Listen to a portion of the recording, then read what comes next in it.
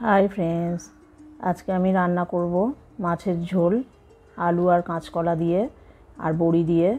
तो आमी रेडी करे केटे निएछि लम्बा लम्बा करे आलू और कला। एखाने हाथे बाटा आमार मशला आछे, किछुटा किछुटा गुঁড়ো मशला आछे।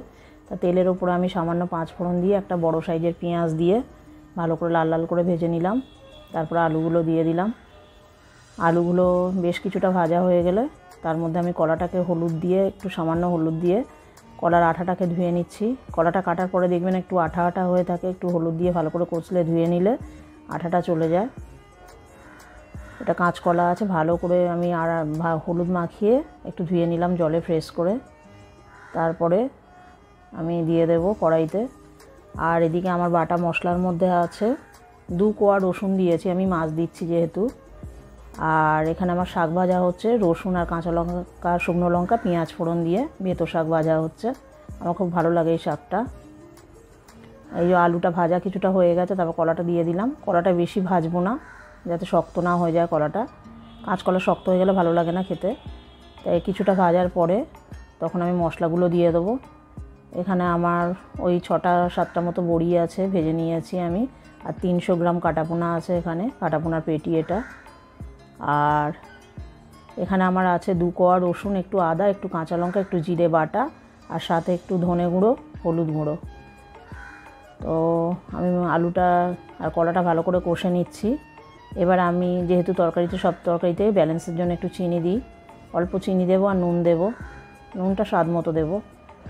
দিয়ে এটা ভালো করে কষিয়ে নেব। আর একটুখানি মশলা ধোয়া জলটা দিয়ে দিলাম যাতে মশলাটা পুড়ে না যায়। ভালো করে কষে নেব। কষে নিয়ে তারপরে আমি স্বাদ মতো জল দিয়ে দেবো। ঝোল যেরকম লাগবে, স্বাদ মতো না, ঝোল যেরকম লাগবে সেই পরিমাণে জলটা দেব।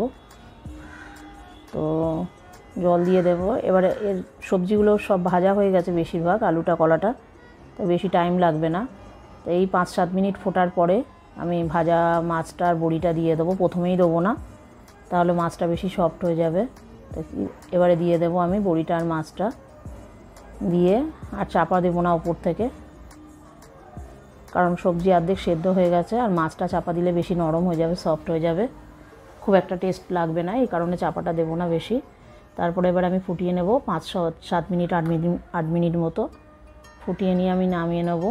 আজকে আমার দুপুরের মেনু ছিল শাক ভাজা, টমেটো চাটনি আর মাছের ঝোল, আলু কাঁচকলা বড়ি দিয়ে আর সাথে লেবু। তো আপনাদের আমার রান্না যদি ভালো লেগে থাকে, যাদের যাদের ভালো লাগবে, প্লিজ একটুখানি আমার চ্যানেলটা সাবস্ক্রাইব করবেন, লাইক করবেন আর শেয়ার করবেন।